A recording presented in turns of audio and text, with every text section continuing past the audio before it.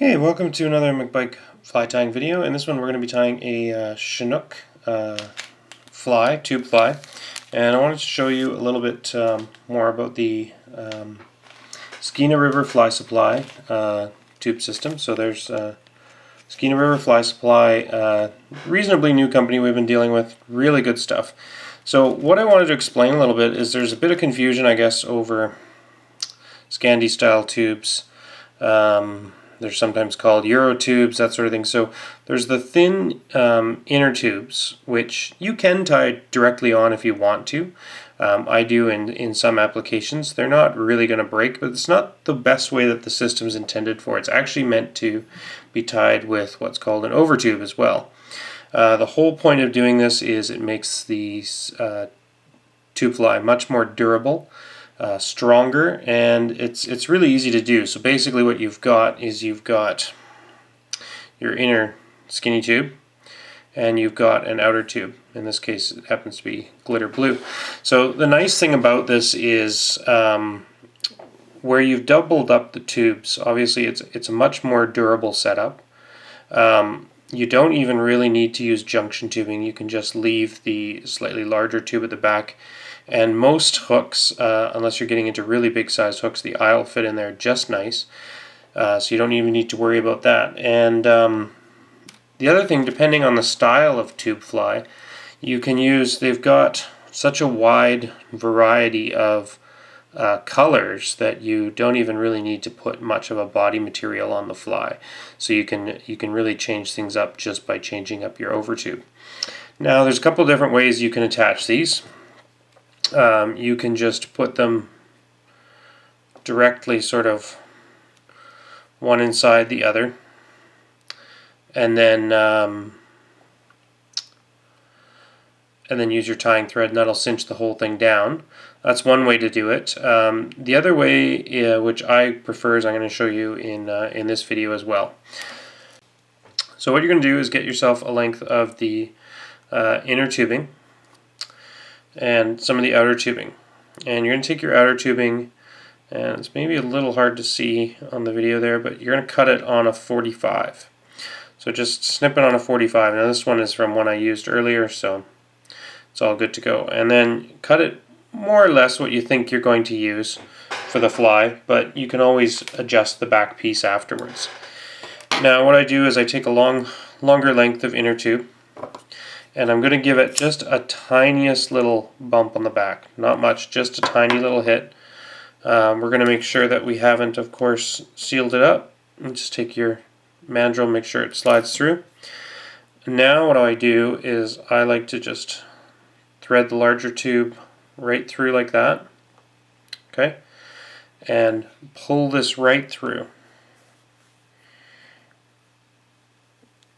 And I don't know if you can see it there. Yeah, you can probably see it on the video. So my inner tube is ending here, which is about where the length of my body is going to be, and then this will come back like my junction tubing.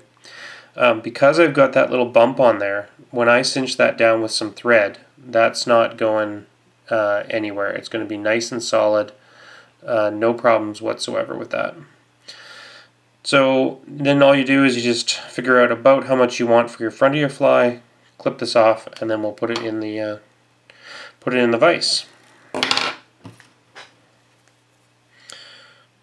So we clip off the front, thread it onto our mandrel, and then what I like to do with these, you'll see, is I actually just put them right inside the vise, and that really prevents any issues with spinning or anything like that. Just clamp it right down solid, which is why it kind of kicks up a little bit at the front. But the beauty of this is it's nice and solid still, and it's not going to spin or anything like that when you're using it. You can see we've got our 45 here. So the first thing we're going to do is we'll get our thread started. Got some 6/0 uni in black. And we're going to tie right over top of that 45. And you can see how by doing that, already we've got a really good hard connection between the two tubes, and then we're going to carry that back a bit, And this outer tubing is fairly soft and it cinches down on the whole thing. If we bring it right back to the bump, then obviously this, see, so we cinch that down and we're right up on that bump. There's no way the inner's coming out of that sucker. It is down firm. Okay, so the first thing we're going to do is we're going to tie in one of our wings. We're going to tie this one in reverse style. This is llama hair, really nice, long, good for saltwater streamers too, actually. So I'm just going to take a little clump of this, maybe a little bit bigger than that. And we're going to try this in first because we're tying it in what I call temple dog style or reverse style. Not much under fur on this either. I'm going to pick it out loosely. Just going to trim up the ends. So advance your thread a bit. Line it up so it's going to finish just ahead of where we finished there. And so that, I'll show you in a second here.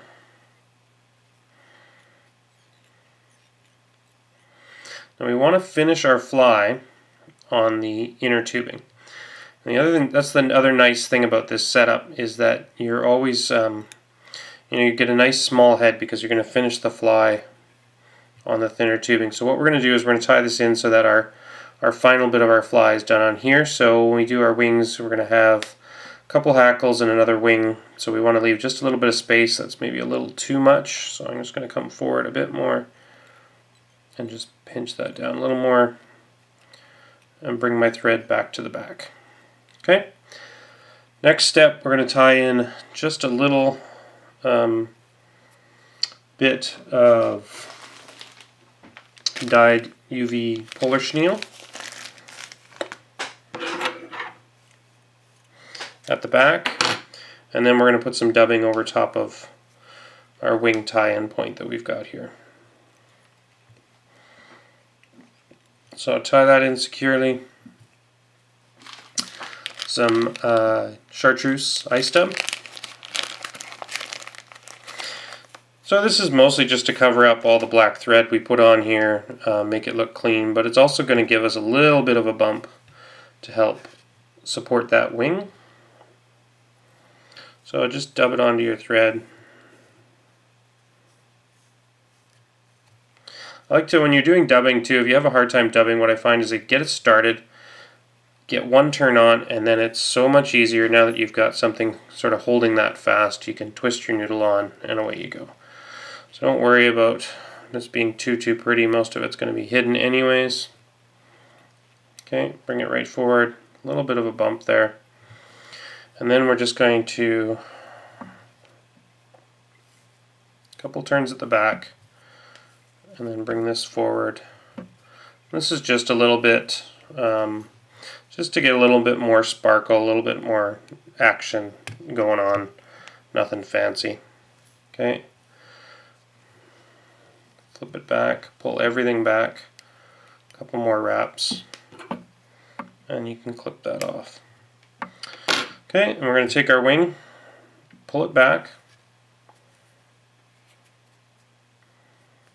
and then take a couple wraps in front just to hold that, secure that back. Create a bit of a dam in front of it basically. You can use your nail, kind of give it a bit of a pinch to flatten it out over the top so it gets a little better coverage.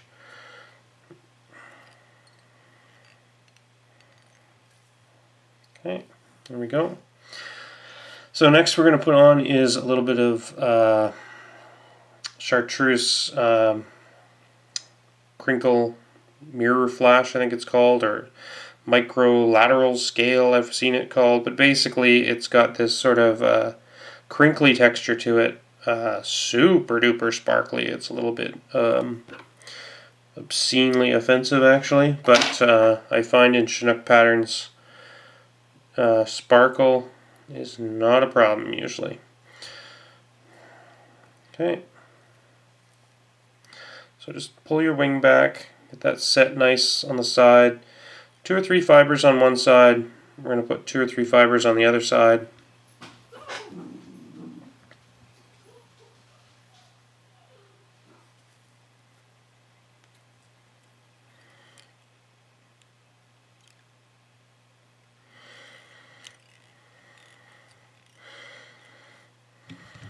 Okay, and just trim those more or less the length of the wing. Don't worry too much about it. Okay, and then we're ready for our first hackle.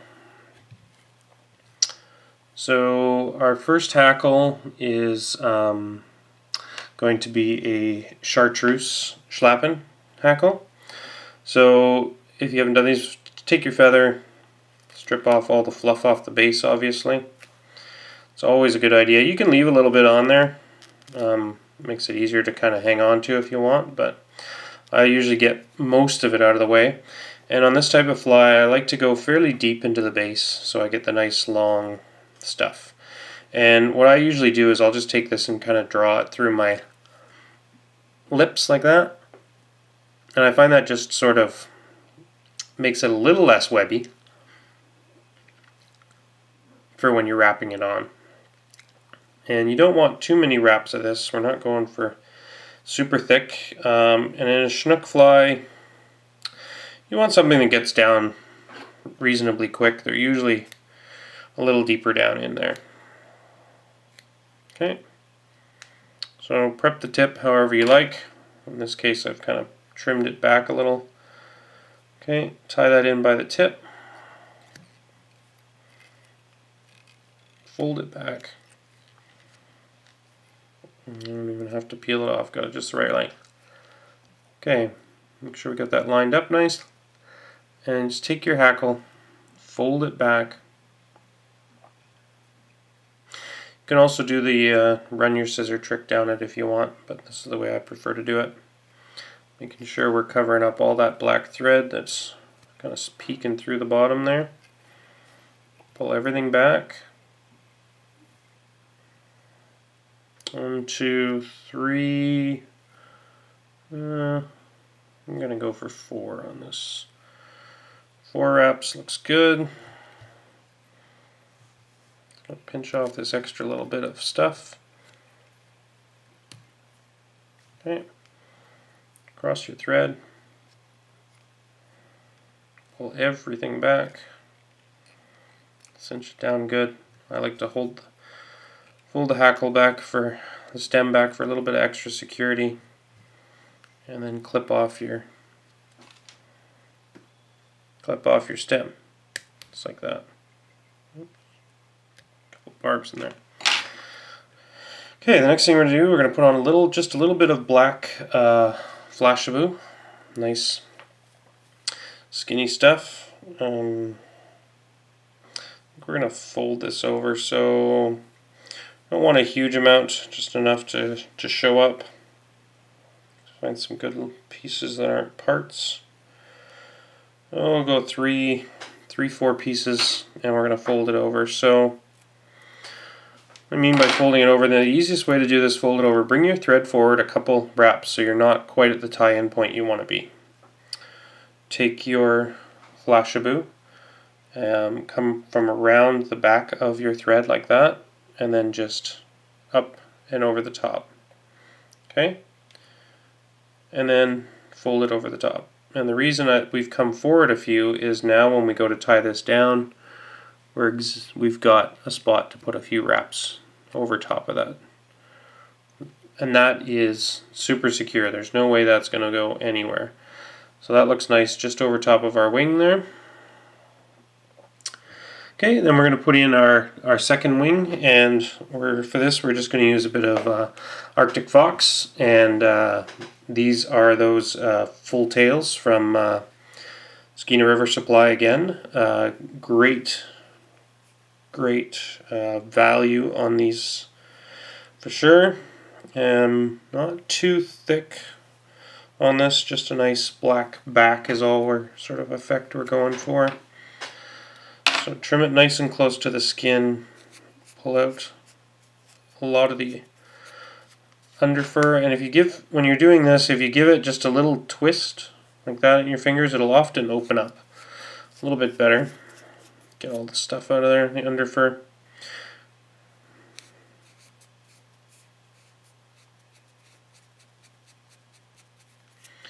Just going to even up those ends a little. Okay. Too long. Okay, so hold it where we want it. 2 loose wraps. Make sure it's right on top, and then we're just going to draw it through to the position we want. Okay, leave a little bit of room to lock it down. You can, if you want at this point, put a bit of head cement in there. And you can see now we're just getting onto our inner tubing, which is what we want. And you can see there's a fair amount of length here, but we're going to use a cone on the top, so we don't have to worry about that. That's all going to get hidden up by the cone. Okay, so lock that down. Pull everything back. So this will give us a nice, because we've got that tied in, you can see reverse style, it tends to pop up like this. When that's in the water, that's just going to give us a lot of mobility, which is what we're going for. So for our second hackle, we're going to use black schlappen. I've already prepped it all up. And tie that in nice and tight. Couple wraps. Fold it back. Fold back the tip. Bring it back to the tie-in point, and then clip the tip. It's always a good idea. It makes, especially when we're going to cover it up anyways. But when you're making fishing flies, it's always a good idea to wrap back, I find, on the tip. Just makes a more durable fly for a fishing fly. We're not worried, if, in my opinion anyways, if the head is slightly bigger. Okay, 1, 2, 3, and this is just going to help make that bit of a prop in the water. That's going to give us that nice vortex in behind, make a little more movement with everything. Couple wraps, get everything else out of the way, fold it back, lock it down, and clip the tip. Okay, now once we've done that, let's just do a little bit of tidy up. Okay, that looks good, and then we'll whip finish. Just going to clip a little bit of this Flashabou too. So now whip finish, it's really good when you're tying tubes like this to know how to do a hand whip finish, because it's hard to get your whip finish tool in here on the end. So if you do that, you can hold everything back with your hands, not have to worry about getting your whip finish tool caught up on the end. Do it by hand. Super simple. Suck that up. Clip it down. Normally we'd throw a little bit of head cement on top of that too, just to lock it down. Pop that out of the vise. And then what we're going to do is we're just going to fit our cone on here for length. Okay. So black cone. You could use a chartreuse cone if you want to, but I prefer kind of the black shoulder look to this particular fly. Pop the cone on there. Got your length. Come in with your scissors, or ideally, razor blades work really well for tubes too. You don't tend to smush them then. Cut that off nice and close to the tube. To the cone. And then what I like to do, especially with these smaller inner diameter tubes, I like to put the mandrel right up through. Sorry, just wait for that to focus here for a second. And that way you're ready. Put the mandrel right up through, and then just pull it back a little bit. Okay. Get your head ready to melt. And so what we're doing is we're going to hit this up with the blue part of the flame, right?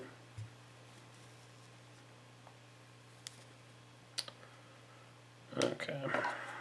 This one's being kind of difficult. Give a little spin, so just melt that back just hit it with the blue, melt that back, and then you've got your mandrel there. Pop it right up through, and that way you never have to worry about closing up the hole. And we can have a nice good mushroom, so that'll hold that cone head in place, won't come loose. So there you have it, and then of course you can just trim the body to wherever you want your hook to sit. That's probably actually a pretty good spot where it is right now. And there you go, Chinook tube fly, explaining the difference of Euro or Scandi tubing, why they're kind of handy to have the over tube. Just makes a much more durable, solid fly.